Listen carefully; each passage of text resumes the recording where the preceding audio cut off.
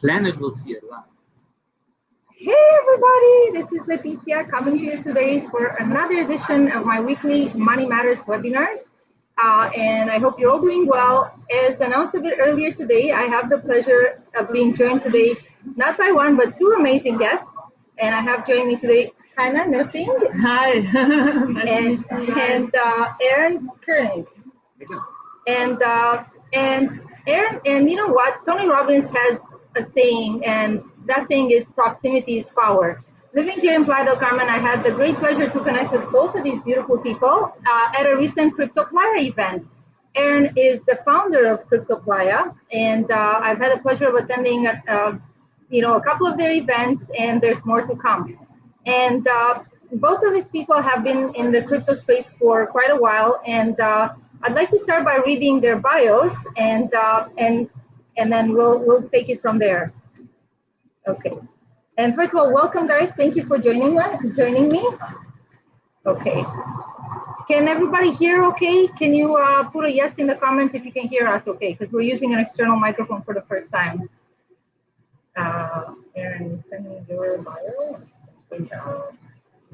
It's maybe easier when you're reading it. Yeah, sure. So Aaron, you know what? Thank you so much. Would you do me the favor of telling people, you know, what your background with crypto is and how you got involved in the space? Sure. Yeah, I'd love to do it. I discovered crypto in 2011. I was reading books about economics and the flaws of the financial system, all these things. So I was very open for crypto on the one hand side, but I was also very skeptical. You know, Austrian economics, things should be backed by gold or silver. So I thought, yeah, it's interesting, but I wouldn't invest. I would blocked about it, but with a certain distance. But then more and more I got into it. I went to conferences, and I made many films for crypto companies that can be watched on bitfilm.com. I wrote 4 books. Bitfilm.com, and you wrote 4 books on the topic of cryptocurrency. Yeah, cryptocurrency, decentralization, all that stuff. Yeah, I like writing. And I started my first Bitcoin meetup in June 2013 in Berlin. Wow. It was a Bitcoin exchange Berlin at that time. It was also the idea that you can buy and sell crypto like live. You know, proximity is power, KIWI and all that stuff. Yeah, so you can literally buy crypto. We'll talk about that. Yeah, I can do that. That was but then it went more. We always had guests because in Berlin there are all kinds of interesting people, or people come to visit. So it was quite easy to get guests, just like here at Playa. Now I live in Playa, and I couldn't live without organizing a meetup. So I said, okay, why not do it here? The first meetup we were 5 people, the second were 7, and now the last we were more than 50. Yeah, and you were there, and it was kind of fun. Yeah, now we do this course. We talk about that later. I love it. Yes, we're going to be talking about that. But that's so far about me. Thank you, Aaron. Thank you. And what about you, Hannah? How did you get involved with this community? And maybe you could tell people, because I posted your bio as an introduction to this video. I think you have such an impressive entrepreneurial background that I'm like in awe of what you've been able to accomplish in your life. Would you mind sharing a little bit about your background? Yeah, so my starting with the crypto experience, reaches back to 2017, where I started to buy altcoins. I even didn't start buying Bitcoins, I started to buy altcoins. We'll have to define again what that means a little bit. An altcoin is an alternative coin to a Bitcoin. So anything that's not Bitcoin is an altcoin. Yeah, exactly. Yeah. And so that was when I was still in Hamburg. So my career started as a management consultant. I afterwards founded a company in Australia, which was bio-degradable packaging for food. Didn't work out, but I did quite a few nice things, like I went to Silicon Valley, pitched in front of a lot of investors, found an angel investor. It was a really good journey, a whole startup experience. Ended up not like, it just didn't work in the end, but And then the second company I've started was BorderGuru in Hamburg, and that one worked out pretty well. So it was in an incubator, and we have grown it to 10 million euros revenue in 3 years, and annual revenues of 30 employees. So that was good. And and after that, I was managing director in Berlin in a company with 50 employees, and also, led that company until we got the 10 million euro funding. And after that, I thought, okay, that company is on a stable ground now. I'm going to go look for something else again. And am now here in Playa and have my bäbääm Business Academy, where I'm passing on this knowledge to others, like how to build a business, how to scale it, how to run it, how to form your team. So that's my expertise, and that's what I love to tell others. Yeah. That's amazing, Hannah. That's really amazing. I'm so honored to have both of you join me. I'm so excited. And yeah, I'm very grateful that being here in Playa, we still can organize live events, and that's how I got to meet these lovely people. Cheers. Cheers! We're just gonna have this. We're all drinking water because we're all health nuts. Okay, limonada. Anyway, so yeah, Aaron, we were gonna do the webinar just remotely via StreamYard, but Aaron is like, we're all here in Playa, let's just do it in person. So much better. I agree. I love it. I love it. I love you guys. Anyway, my love. So you know what? The topic for today is the future of crypto, and as people who have been in the space for a while, I know. First of all, let me back up a bit. As I mentioned to you both, I did have other webinars on the crypto topic where we cover certain things, but it seems like there are always new buzzwords and emerging technologies in this space that the general population may hear the buzzword and have no idea what it means. So, for example, the term altcoins, I got to learn not too long ago that an altcoin is anything other than Bitcoin. On the last call, I had our friend Daniel explain what DeFi is. Maybe we should start with that. You know, what is this whole thing called DeFi? What does it stand for? And why are we so excited about this?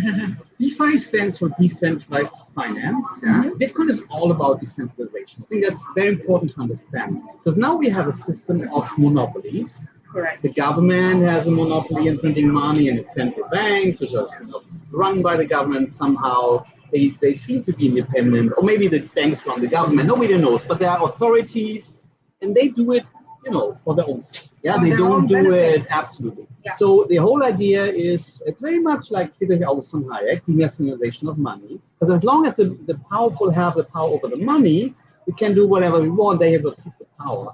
And of course, they will not let loose of that. The only way is to build something so much better, so much more powerful that they cannot stop. And that's actually what has happened already. Yeah? We already have a competition of currencies with Bitcoin. Yeah.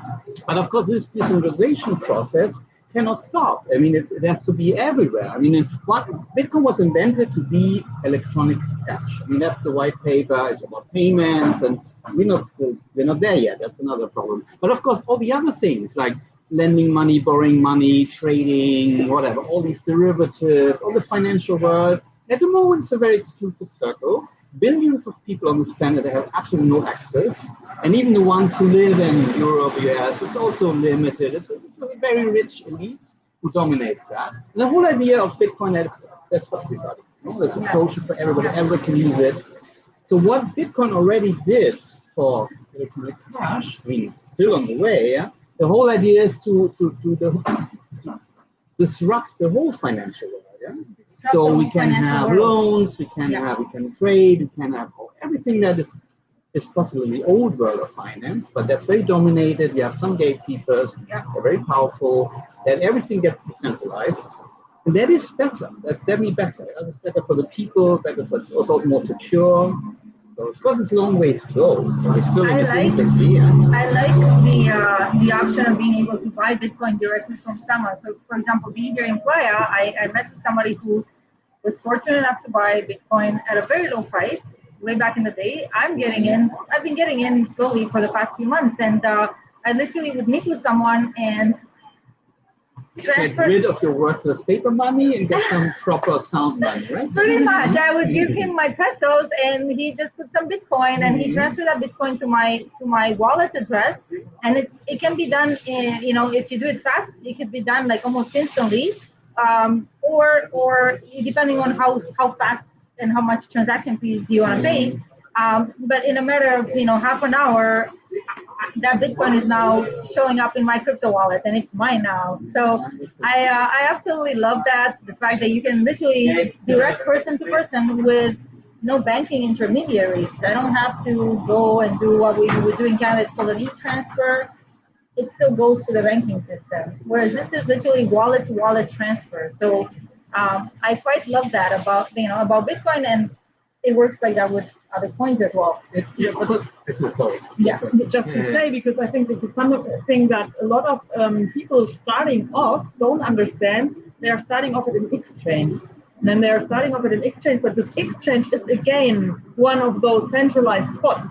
So you again trust an authority. A third party, right? A third party, yeah. And this would be Binance, this would be Kraken, this would be Coinbase or Litecoin, right? So there are a whole lot of those exchanges and other centralized things that are there also in the crypto world. So beware and always think, like, you really need to understand this concept of decentralization if you really want to benefit from it and if you really want to be part of this revolution. I love that you call it a revolution, and honestly, the more I'm educating myself in this space, the more I've come to believe that we really are on the verge of a financial revolution and on the verge of potentially massive empowerment for all who want to get involved and educate themselves. So I have one other term that I would like our guests here today to define for us, and that's the term HODL. Yeah. Easy. Well, it's easy for you, but people are like, HODL. What is that? So would you please, it's spelled HODL. Yeah. Okay. It's very simple. Okay. It actually means nothing else but hold. Yeah, Hold. so that's not like, oh, when shall I sell my Bitcoin, shall I cash out? No, you hold them, because in the long run you will be winning if you hold them. What happened is, there was an online discussion, and some guy, he was strong, and he misspelled hold to hodl. And somehow this became a meme, and everybody loved this hodl because it sounds, I don't know, Bavarian or yodeling, whatever. And now they are saying it's hold on for dear life. That's right. So somebody Meaning. Okay, good. so it came from a misspelling, but now it came to mean hold on for dear life. Mm-hmm. And I think my understanding of it is that when especially in times where people see the price of Bitcoin going up and other cryptos, there's definitely an inclination to want to sell.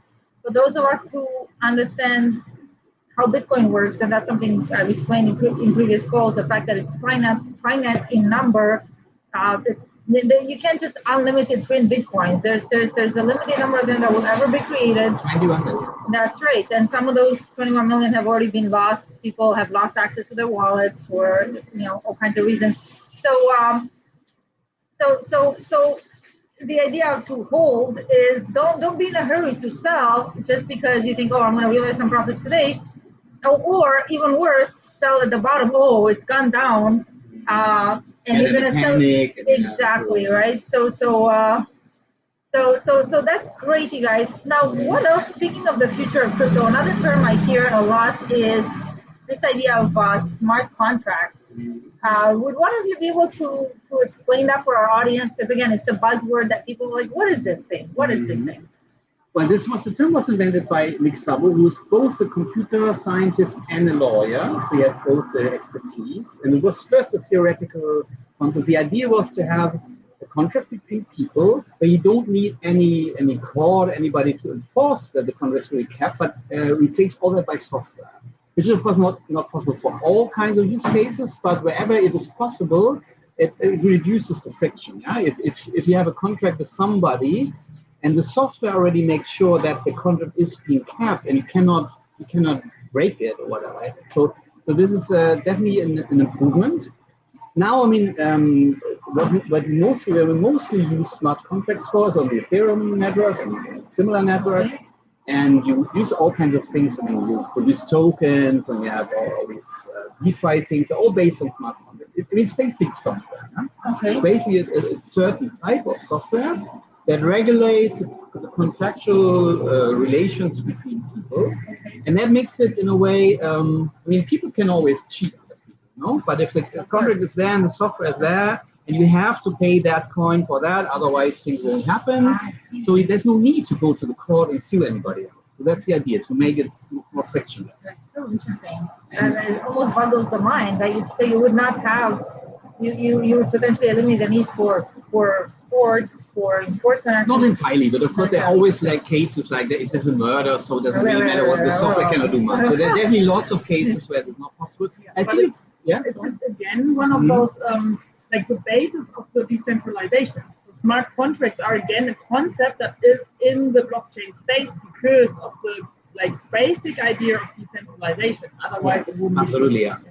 I mean, you theoretically maybe could think of a smart contract that's on a 1 cent computer, but that's not how it happens. Now it's like Bitcoin runs on many computers all around the world. There's no Bitcoin Central.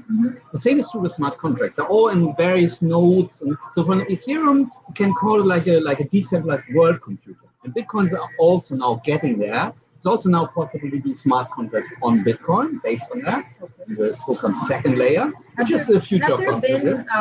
By the way, if anybody's watching this on YouTube, I would really be grateful if you could like and subscribe to this video. Thank you. I'm wondering, Aaron, if you're aware, or Hannah, are you aware of any practical applications? Like, is this something that's currently being used, or is it still in that development?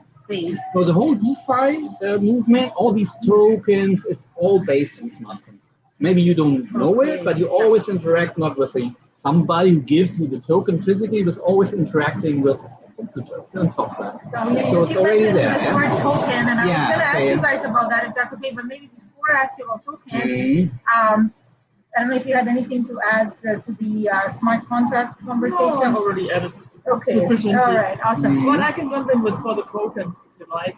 Sure. Yeah, absolutely. So maybe before tokens, we can another buzzword that I've heard that people may not be familiar with is ICO. ICO. Yeah. Could you maybe one of you just explain what that means? Well, I mean, everyone who's familiar with stocks knows an IPO, right? It's an initial public offering. So you bring your company public. And the same thing can happen in the crypto world. So you just bring the coin public. This is why it's ICO, initial coin offering. And so what you do is you say, okay, here's my project. You promote it. You try to, of course, bring some benefit to the people, right? Because you shouldn't just like, here's a coin, you just buy it for what? Yeah, now, well, you should have something to offer, yeah? Some benefit to offer for the people. And then if you have this project that really offers a benefit, you can do an ICO, people will buy your coin in order to support your project so that you, with that money, can actually work. You can bring your project to life. Got it. And another term that I use, I guess, that I hear related to this is this term of use case. Use case. So so in other words, when you're promoting it, so if a company or a group of people have started a coin, I keep hearing, what is the use case? I have a super good example for that. Okay, because I mean. My startup in Hamburg was in the logistics field. That was in 2017. It was 2014 to 17. And that was exactly when I also entered the field of crypto, right? And so at that time, a point of time, it was a huge hype of how to use blockchain for whatsoever. And then there was in the logistics field kind of a question, should we now have tracking events on the blockchain? And then you can prove that the tracking event is always right. And you're like, yeah, but you can actually have way easier ways of using other technologies to have these tracking events in a sufficiently secure way.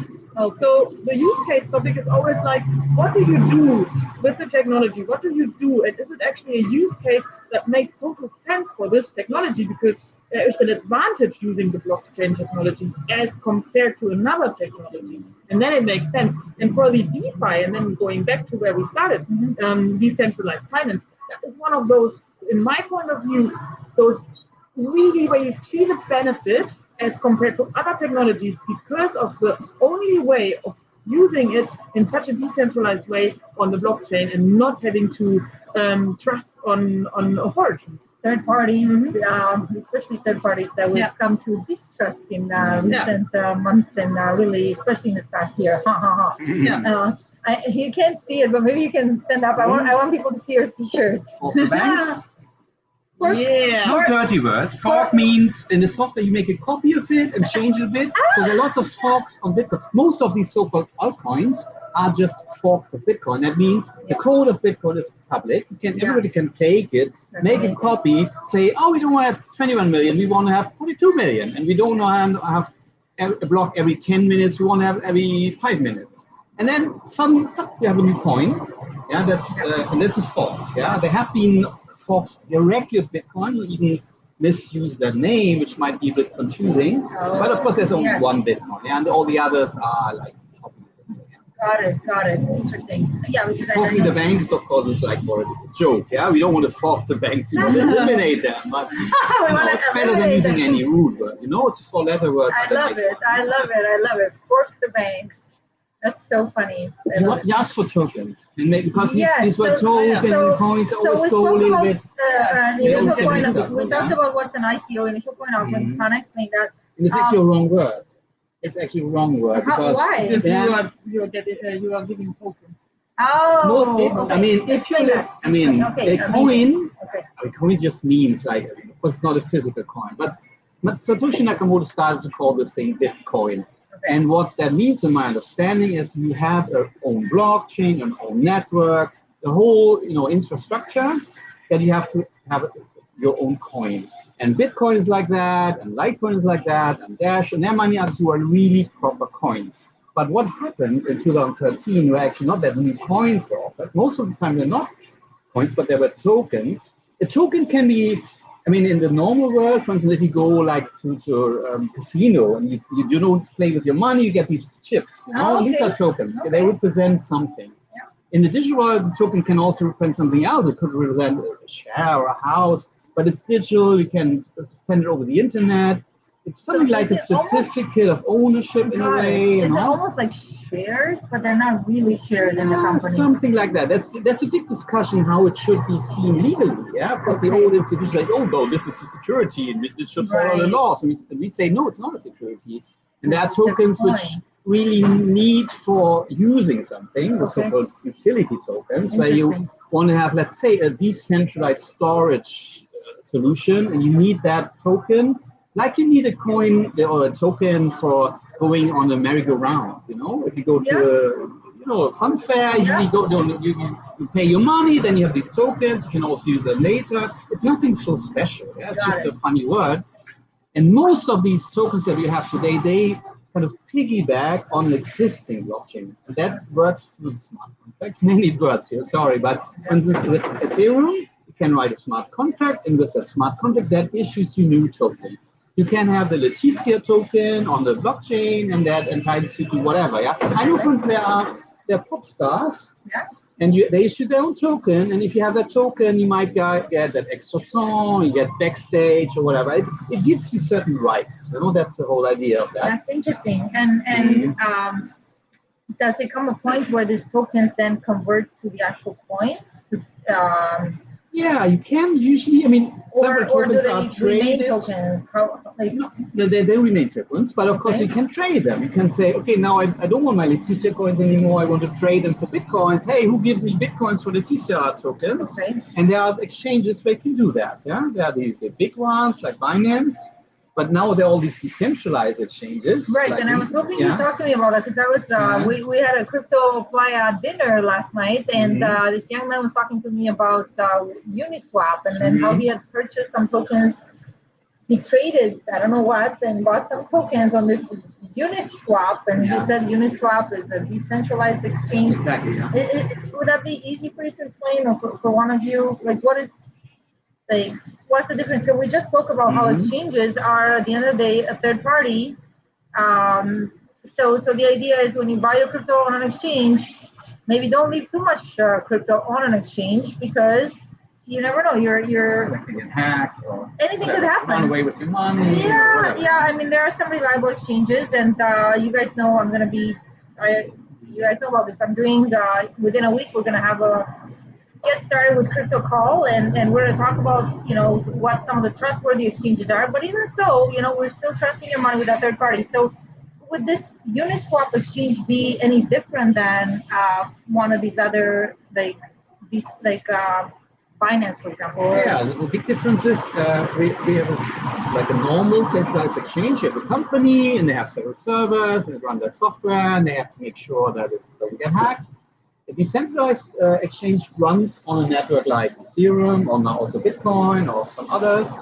And you have a smart contract, and the smart contract that is not on one server, it's like everywhere. You know? Wow. So you cannot hack one server, you cannot hack it. I mean, of course, a smart contract can also have its flaws, or loopholes. That's why it's very important that they get audited well, and of course, you still have to somehow make sure. But you know, if you have programming skills, you can read the smart contract and say, oh, this is well written, this is well programmed, so I can. You don't have to trust it. I can check it myself. I mean, I couldn't do it. I'm not a software guy, but there are definitely people who can do that. And well, of course, the big difference is on if you have dollars or pesos or whatever, bolivares or any of these worthless government shitcoins.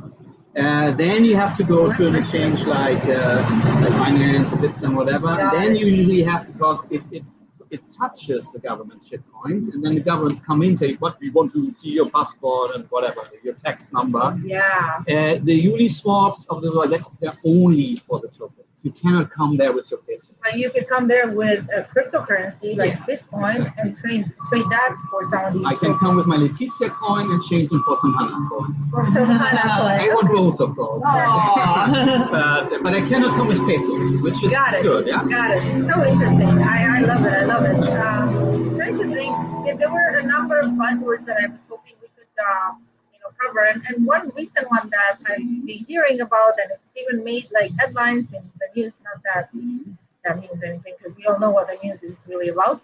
But anyway, what is this whole thing called NFT? And then you hear about NFT art. Would you, like, maybe Hannah, would you be so kind to explain that? I think you're in a private conversation. You already explained that to me very well. Yeah. Yeah, NFT, yeah, and then the art part I'll pass over to the art specialist. NFT is a non-fungible token. So that means, like, if you, for instance, you buy something, you buy a house, right? Then you would buy one house. So that is fungible. It's one certain thing. While if you buy into a non-fungible, that's a non-fungible thing. Sorry, means unique. Means kind of, well, it's kind of like it's attached to one thing. Like it's exactly this glass. It's not any glass. It's this glass, right? Wow. So and an NFT, if you like, you invest, for instance, into and this is another project that I'm currently also working on as a side note. If you say, okay, we are doing an ICO, which we already explained, and we are using the money that we have gotten for it to invest into houses, right? So we will buy houses in different countries, maybe. And if we have those houses in the different countries, if we buy into it, and we don't have if we use an NFT, then you would have the right to only have one part or one apartment in one house. If we do an ICO with like fungible tokens, then it is just you buy into the portfolio as if you buy into any stock portfolio. Like a REIT. Like a REIT. Investment trust. Exactly. I can get that. I can understand that.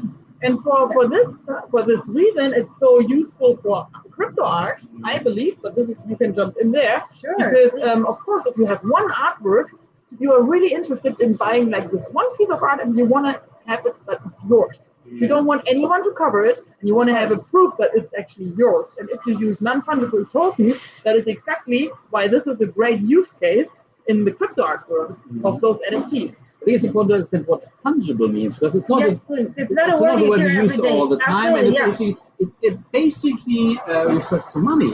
Because if I owe you 1,000 pesos, you don't care if I give you back 10 notes of 100 pesos and 5 of 200. You might care if I give you 1,000 coins of 1 peso. It's annoying, but at the end, it's all money. So money has to be fungible. If you say, no, I don't like that note, and the guy on the note has an ugly mustache, I want another one. I say, hey, what? It's pesos. You have to accept it. In money, it's important that everyone is the same. Everything is the same. So that's fungible, yeah, like interchangeable, you know. Okay. That's why gold is fungible, because every gram of gold is like every other gram of gold. Yeah. Diamonds are not. If you cut a diamond in half, the two halves are not as valuable as one big diamond. Okay. That's why diamonds, although they're scarce, not that scarce, but they never wear money. But gold, silver, everything that you can cut in pieces, and every piece can be used for everything. That's why money has to be fungible, but normally everything else we have, I mean, of course it matters if this, I mean, if I owe you a car, it makes a difference whether I give you like a Fiat or a Mercedes, right? And if it's an artwork, it makes a difference whether it's from your son or from Picasso, you know? So the normal thing is non-fungible, yeah? Now it's a special word. It just means there's a token, and it stands for some asset. And it's especially interesting. She mentioned houses. They are tokens which represent physical things. Yeah. Of course, you can have a piece of paper representing the house, but then again, you have to trust the person who issues that piece of paper. The piece of paper can be forged or whatever. So an NFT definitely has lots of advantage in the physical world.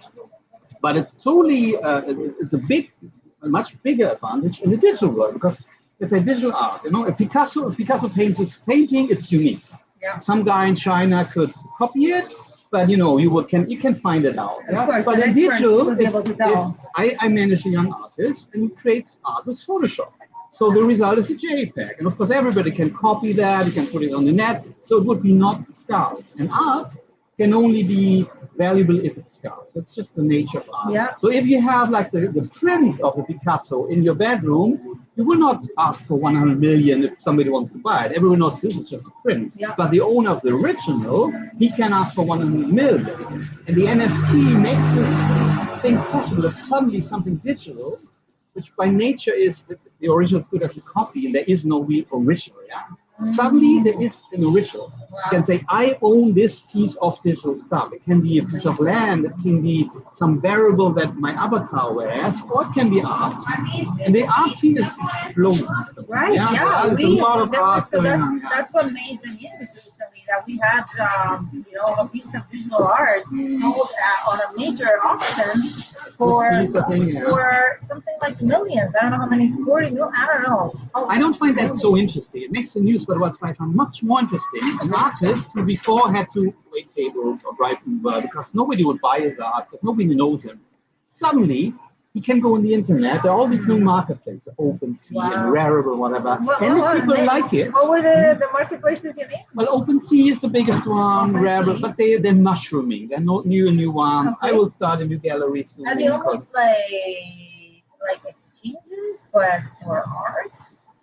They are marketplaces. You see the picture or the video, and you say, I want that. There can be auctions, or it can be something for fixed price. Okay. Some are totally open. You can just put whatever you want. Some are more selective. They have more like a curation policy. Okay. Super rare, for example. Okay. And so what I find interesting, first, an artist can, I have this friend in Mexico City, and he's not a famous artist, but he makes cool stuff. He's a little bit well known in the Bitcoin scene. And when he drops an upwork, he gets maybe $800, $1,000. It will never make the headlines, but he can live on it. Of course. Before that, he couldn't. Yeah. So that was what I find interesting. And there's one thing that's also very cool. Let's say he sold the artwork for 1,000, then suddenly he gets famous, and the collector sells it to the gallery for 1 million, but he gets nothing of it. But now in the old world, you wouldn't get anything. In the new world, you'd say, okay, whenever there's a secondary sale, the artist gets 10%. Oh, nice. Wow. And that's very good because, and that gets set up from the get-go, from the time that he created the art? Exactly. No, when he puts it on the marketplace. In the first place. At the moment, it's a little bit limited. It's like when it happens on the same marketplace. What we still need is that all the marketplaces work together and say, okay, if somebody buys it here, sells it there, the artist still gets the 10%. They have to find some kind of agreement. Got it. But all the artists, of course, love it. And the collectors also say, yeah, it's only fair. I mean, okay, I make a big profit. I discover this guy. Now I sell this art to the museum, and I make a 10x profit.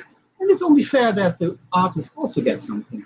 So it like Bitcoin, it makes it more fair. It kind of democratizes the whole process. And of course, there's a lot of crap in crypto art, honestly. Yeah? You have to find the good pieces. So there will definitely be a role for curators, for galleries, for people who tell this is good art, maybe it's not. But people can choose, you know. People have all the access. More of my personal curiosity, but what, you know, who buys digital art and why? Like, is the idea that you're going to buy this digital piece and eventually have it printed out and post it on your wall, or you can do it. Or It is it just depends. like, I want to have, just for the sake of it, I'm going to have this digital piece of art and nobody's ever going to see it. It's just on my laptop. Or yeah, you can have it on the screen in your house. I mean, for instance, the artist I manage, he does it in such a way that it's very, the image he produces, they're digital, they're very high res. High So you resolution. can go to a copy store and print it out on canvas. Yeah. What we did when we have an exhibition, we had exhibitions in Frankfurt and Mexico City, Miami. So there are these print out pieces, and it looks nice on the wall. Got it. But actually, what's very popular is animated art. Wow. Animated art, motion graphics, and that of course only works on the screen.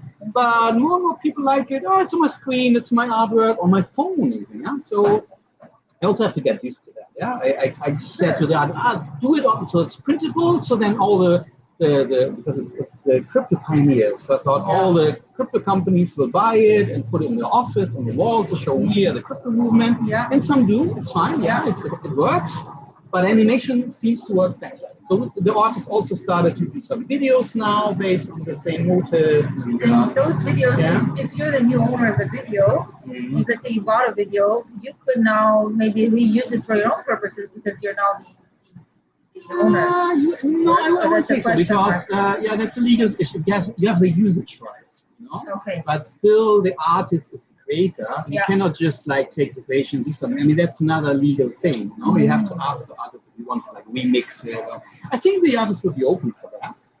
But legally, you cannot just take something. I mean, if you have a record, you own the record. You can play it as many times as you want. But if you want to sample it and make a rap out of it, you still have to ask the original artist if it's okay. Otherwise, you get sued. And I think that's even fine. It's good there's a sharing culture. Yeah. It has this Creative Commons and all that. It's a good thing. But then on the other hand, if artists work a lot for it and somebody else then gives off the profit, that's not fair. I mean, it's all about fairness. This is so interesting. I'm thinking we could go into a world where like some of this digital art could be incorporated into museums, you know, where people go to a museum. And first of all, right now, in a lot of parts of the world, museums are actually closed. So I can see how digital art is becoming very popular right now because people still have that need for beauty and for seeing art. So, I mean, some people may question whether this is, you know, are we going in the right direction with this? Right or wrong, you know, humanity has always evolved and we find ways to work around the challenges that we're presented with. And I'm so impressed with human ingenuity, especially when it comes to, you know, even the whole crypto space, the fact that somebody out there decided, you know, we need a better system than the one we had. And that's where crypto comes in. Are there, in addition to the terms that we covered today, which were just a few crypto buzzwords, because the topic is, you know, the future of crypto, what else do you see happening in this whole space? Like Aaron, Hannah, where do you guys see the world evolving? Like, you know, with the help of crypto? I mean, that's a very broad question. I realize that. Or maybe you should tell me like about, you know, what are you excited about in this new world of cryptos? I'm personally super excited about that DeFi topic, so decentralized finance, and I'm really excited that now more and more companies and like the I wouldn't say the old world, but like PayPal is now accepting crypto. I just read that Visa is now looking into the topic, and there's like first movement at least. So things are starting in a way that more and more people can use crypto in a way that it actually has a use case. And this is something that I'm very interested in because I'm a very practical person. Yeah. So I like if things have a use case and have a use. Yeah, exactly. And this is why this is exactly the topic I'm most excited about. If at any time of any time of my life, most people would start not buying in pesos and euros, but buying in a decentralized way. Yeah, that would be just legendary. That would be awesome. Legendary. That would be my personal vision. I love it. I do think it's definitely going to happen in our lifetime. I think we're moving towards that. I guess one of the other questions I would have, and sorry, let me I'll maybe have some follow-up questions, but I would like Aaron to answer the questions. Thank you for answering, Hannah. What are you excited about in this new well, I'm mostly, maybe it's not so exciting, but I think it's super important to make Bitcoin better. Yeah? I don't care so much. I mean, there are thousands of new altcoins, and they all have their use cases. It's all fine, but everybody knows about Bitcoin. The money's in Bitcoin. Most people have Bitcoin and not the other ones. So for me, it's very important to improve Bitcoin. So if you talk about the future of crypto, that's what the most important thing. Because you mentioned before the transaction. Because at the moment, transactions are too expensive, they are too slow, and not what they are supposed to be. We have solutions. We always want instant. We have solutions for that, and they're called the so-called second layers. Because Bitcoin is good for handling settlements, bigger transactions. Some people even say Bitcoin is just a store of value, but it's not good for the daily payments. But I think that's wrong, because if money is has this as a value, it can only be a stock value if it also has purchase. Right. And at the moment, you might be able to buy a house or a Tesla, whatever, with Bitcoin. But here was telling for my lemonade for whatever 50 pesos. The transaction costs makes no sense. Are too high for small purchases. And there are two ways to solve that. The first is the so-called Lightning Network, which is a layer on top of Bitcoin. I don't go into the technical details, but if you want to, we have that course in May where we can learn all the details. Absolutely. It's just a second layer of Bitcoin, because the blockchain is great, but it's slow. It's on purpose because it has to be safe and decentralized. So it makes no sense to put a 50 peso payment in the blockchain. But on the Lightning Network, you can collect many transactions. But every transaction would be very fast, very super cheap. And then a big bunch of transactions then written in the blockchain that's based on the Bitcoin blockchain. It has all the security of it, but it has the advantage of being safer and more pseudonymous, because nobody knows who sends what to who. It's faster, and it's cheaper. And that's important, because at the moment, the Bitcoin network is able to handle maybe like 5 or 7 transactions per second, which is nothing. Visa, MasterCard, they can handle a few thousands. The Lightning Network can handle, I don't know, millions. They do really a big step forward. There's still in its infancy, it still has this little, disadvantages. People have to adopt.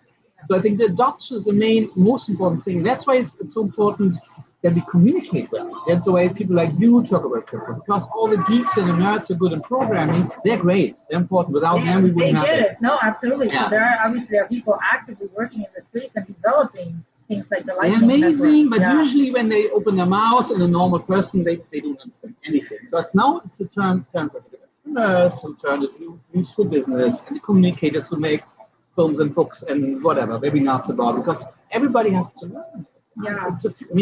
I remember very well the beginning, not the very beginning, but when the internet became popular. I mean, in the early 90s, very few people used the internet, some scientists and universities. And then came that second layer on the internet, which is the World Wide Web, which you all know today and think this is the internet. But before, there was already a connection with the computers, but it was very hard to use. And only the World Wide Web with this nice, beautiful interface, just click, and it was easy to use it. That made the internet popular, and it took 20 years or more. Wow. And we still, but now everybody uses the internet, and nobody would even think about a life without the internet. When I discovered the internet, people would say exactly the same things about the internet, like now about Bitcoin. Who needs that? It's just for nerds. Wow. And, just for porn and blah. I don't need that. And it's a normal inertia of people, totally. And now people think about, Bitcoin needs that.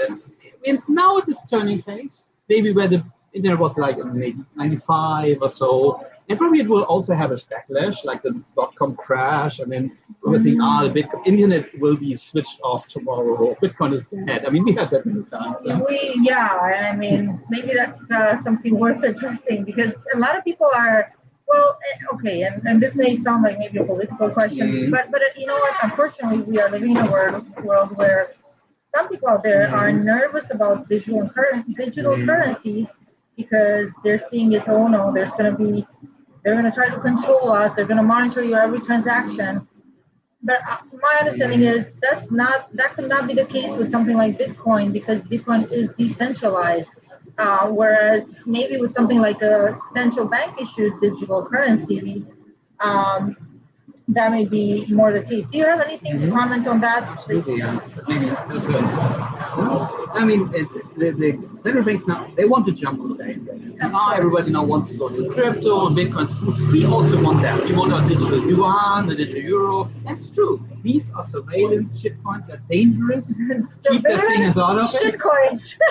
Yeah, that's a word. It rhymes on Bitcoin. It means everything else. But the point is, they just want to make like a digital form of the same.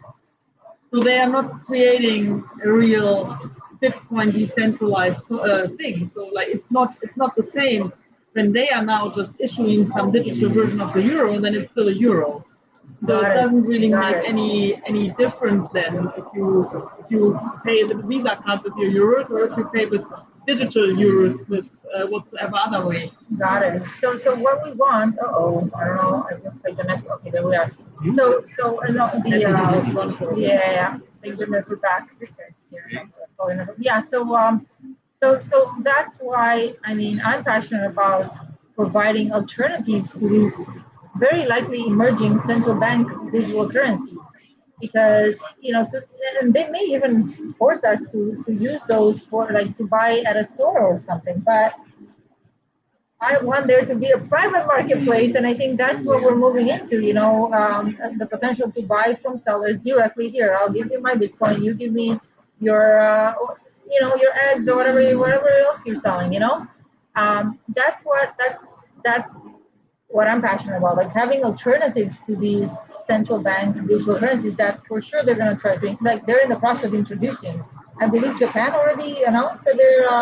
China already did. Oh, really? Wow. Everybody's probably working on it already, but we have to be careful. Yeah, that's why we have to learn what's the difference. What's the difference between a government-controlled central bank coin and a real decentralized crypto coin? It's a big difference. It might look the same on they're all in the wallet, all in the mobile, and so. But what's behind is a big difference. And of course, the danger that they track all of the transactions, all of the actions is very big, and we have to defend ourselves.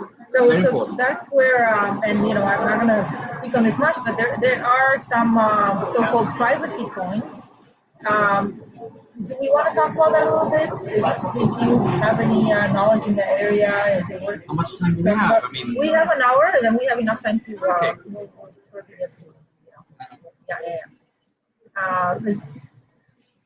Privacy is a super important issue, and it's true. Bitcoin is not perfect because you don't have your name. It's not I sent money to Anna. It's like 3XYY blah blah sends money to 3 blah blah blah blah blah blah. And if you're smart, you use a new of these numbers for every transaction, so it is more difficult.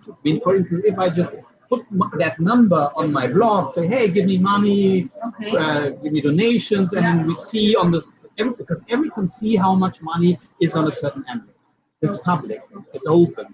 So theoretically, the financial authority or the Chinese government, whoever you don't want to see that, can just go on the blockchain and see it.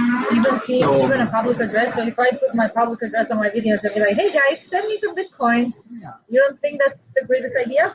Well, it depends. If you have nothing to hide, but you have to be aware of it. That everybody can check. Oh, now this is one in this show. She got 100 Bitcoins and now she doesn't pay taxes on it, whatever. Maybe you don't want that. So it's good to have like a new address for every transaction. It's a bit difficult to put in the video, honestly. Okay, no worries. The good thing about the Lightning Network is that it has this so-called onion routing, which means that because the transaction goes to many nodes, and every node only knows what the node before and the node after is, fascinating. but the node does not know where the money comes from originally and where it goes to in the end. It doesn't even know that's the end. So the Bitcoin on the Lightning Network is much more anonymous than the regular Bitcoin, so that's one thing. And then we don't need these privacy coins anymore. Of course, they have their, of course, Monero and Zcash, they're all great, yeah? Of course, they're all in the governments like them much less. Yeah? Because Bitcoin, they can still somehow, check it and have all their computing power and try to track. It's not so easy, but it's possible. So why should we not do anything illegal on the Bitcoin network? If you want to, I don't know, or blackmail somebody. It's not very clever to use Bitcoin. Yeah? I mean, it's not good to do anything. I mean, with illegal, I mean, anyway. that's why. For regular cash. No, yeah, cash, Bitcoin, the dollars, euro. That's usually the money of choice if you want to sell it. Bitcoin is not so good. Okay. But anyway, what's illegal? I mean, the governments make many laws that make no sense, that have actually no justification. Yep. I call them illegal laws. Like the current travel restrictions and all this other BS that they're doing. You know, all these things against Jews in Nazi Germany, they always had a law for that. It was totally legal to like rob the money of the people, but of course it was not ethical. Right. So you have, as a citizen, you always have not only the right, but the duty to check if the laws of the government are legal. You know, if they're against like human rights. Ethical. If they're ethical, if they make sense. Yeah, absolutely. Yeah. So, and if they're not legal. You know, if somebody says you have to do this and that, and it's actually against human rights. Yeah. You have to defend yourself, and the society has that. I mean, the government's not dangerous. I agree. Understand that. No, listen, Aaron, you're speaking my language, and I think most people in my audience would agree with your statements, and that's why, you know, part of the reason I'm so excited about this crypto space that really has the potential to empower people to find alternatives to this stuff that has been. That's what it's all about. Yeah. So guys, one of the reasons I have you here today is because obviously we connected recently at the Crypto Playa event, and I was very excited to find out that the two of you, together with your Matthias, who's your other co-founder, you are. He wouldn't fit in the image. I know, he's like the silent partner. Okay, but no, he's a lovely gentleman as well. The two of you, like Hannah, why don't you tell us what you guys are up to? Because you were the idea person behind this. Yeah, through that. So I'm pretty good in having ideas lately. So one of those ideas was organizing a event to teach crypto, because I still have a lot of people in my contact list who don't really know what it is, and even at Aaron's events, right? There are a lot of people who just entered the space who are really interested in it but don't really know much about it. And so my idea was, hey, why not organize an event of like 2 days, 3 days. In the end, we ended up deciding for 3 days and doing a course-like event where you learn from scratch. What is Bitcoin? How can I invest in it? What is NFT? What is all those different things, and do it in a practical way. Then afterwards you do it. Like you have invested into your first coins, and you have your wallet, and you know all the terms that are important for you, and you know even how to trade. Maybe you're not doing it straight away, but you know what's there. If you have an idea of what else is there, then invest it. And this will take place in May from the 23rd. Yeah, on the date. And 20th to the 23rd of May. So where is it going to take place? It's going to take place in Playa del Carmen in Mexico. In person, guys. And you can buy the whole course as a video afterwards. We will not have live streaming, but we have the video packages and you can watch it afterwards. Yeah, which will set you up the same way, right? Like it will be the same. Because it's much nicer to be in person. Proximity is power. That's right. As is possible. You can go to the beach. You can have party afterwards. We're gonna have. It's all about human interaction. I'm very excited. I'm very excited. Like I said, I've personally been grateful to be able to connect to the in-person Crypto Playa events. I've met some fascinating people. People who have been in the space for a while, and they've been glad to share their knowledge. Obviously, what Aaron and Hannah want to do is put some structure around this, because there's only so much knowledge you can relay in a 1-hour webinar or in a 1-hour in-person Crypto Playa event. You know, we always have networking at the end. But this is going to be a 3-day in-person extravaganza where you're going to get to learn from people who have been, you know, the OGs. That's another term that I learned recently. Original gangsters. So people who have been in the crypto space for a long time and who are eager to share their knowledge, because they want to see this new world of possibilities expand, and they want, like, I'm becoming one of those people. I would love, I'm becoming a crypto advocate, because we need alternatives. We need this alternative to what we've had so far. You know, the old is not good enough anymore. Yeah. We should tell the name. Yeah. Because we explained the name already. It's HODLversity, and HODLversity, all of you now, maybe write in the chat what HODLversity might mean. A little quiz. And the URL is hodlversity.io. Yeah, hodlversity.io. HODL, HODL, hold on for dear life, or hold. So hold your crypto, and Versity comes from university because you obviously learn something, and afterwards you are set up in a way that you can act. Then you have your hodl diploma. But that's only for old Germans. The Wi-Fi. The Wi-Fi. Oh man, I was vouching for this guy. There we go. Now we are back again. The Wi-Fi is a little spotty, guys. Aaron just said, like, now afterwards you have the hodl certificate. So afterwards you will be set up and you can even show what you've learned. That's hodl diploma. Yeah, in German. English. They speak German as well. That was a silly joke that nobody understands. Who doesn't know German humor. Yeah, that's true. You'll have to translate that for me later. Maybe one thing, and that is, for whom is this event? It's for people who are... For you. Yeah, it's for you, obviously. It's for people who either have no knowledge at all in crypto or very basic knowledge and want to really get the basics. And then that's the first day. And then we have the next days where it's getting deeper into it. And you can also buy packages, like you don't have to buy the basic day, for instance. You can also jump in when you already know the basics at a later stage. The packages are all on our website, university.io. And post the link. And it's not only for, like, you know, location-wise, it's obviously for people who are already here in Playa, but it's also a really great opportunity for you guys who are somewhere in the world where there's a lockdown to visit us. Yeah, visit us, Playa. Everything is open. We are sitting here in a really nice co-working space in a cafe, and you can go to the beach, you can go to restaurants. I go salsa dancing almost every night, right? You can actually do stuff. And doesn't sound that intriguing. Going salsa dancing with Hannah every night. Wow. So yeah, we could then just make a holiday out of it, right? Come for 2 weeks. So we're gonna have and enjoy your life and feel the freedom again. Yeah, and we're gonna have, you know, the official after parties. Yeah, we're gonna have the official after parties. And the unofficial ones. The unofficial. I love it. I know. But obviously, we want to give people an opportunity to network. I say we because I'm passionate about this, and I'm excited that they've decided to organize this. It's about time that people get together in person again, and we're so blessed here in Mexico to be able to do that. At least here in Playa del Carmen, it's an absolutely beautiful place. You guys have seen some of my live streams already. Promoting Playa. I'm very grateful to be here, and again, you know, there are still flights available both from Canada and the US, definitely from the US, but even from Canada also. Amazing, that's right. So don't be shy. We'll be here in Playa, May 20th to the 23rd. You have the option of doing either the first day, the entire 3-day course, or Huddle Versity, or you can come to the more advanced days, which would be like it's gonna be. Are those days? Yeah, it's a weekend. So That's the rest of the team. We can maybe also wave into the camera. As Matthias and we will have a lot of really great teachers coming in.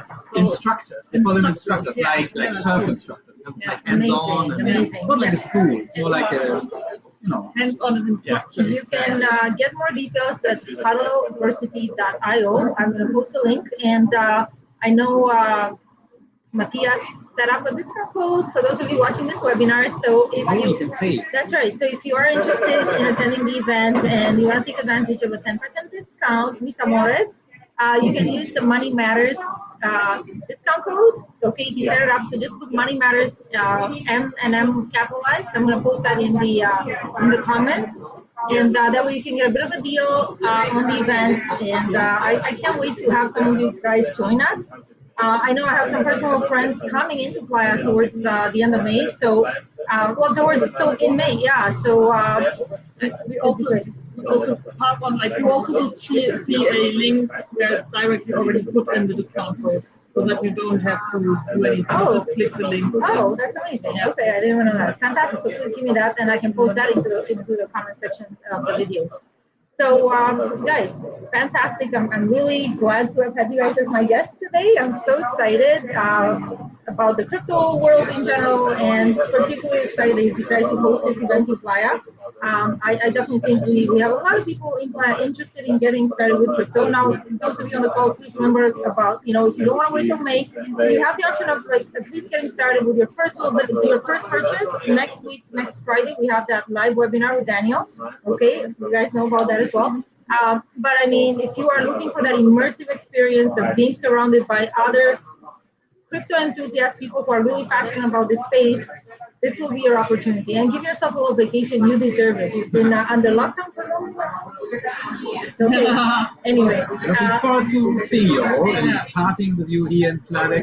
See. Thanks everyone for watching, and I look forward to seeing you on future editions of Money Matters. I definitely look forward to having these two back as my guests, either one-on-one or separately. I think they have a lot of knowledge and passion to share about the crypto space and maybe even beyond that. So thank you guys again. Thank you. Thanks everybody. Thanks for watching. Have a wonderful rest of your week, everyone. See you next week. Okay, blessings. Bye bye.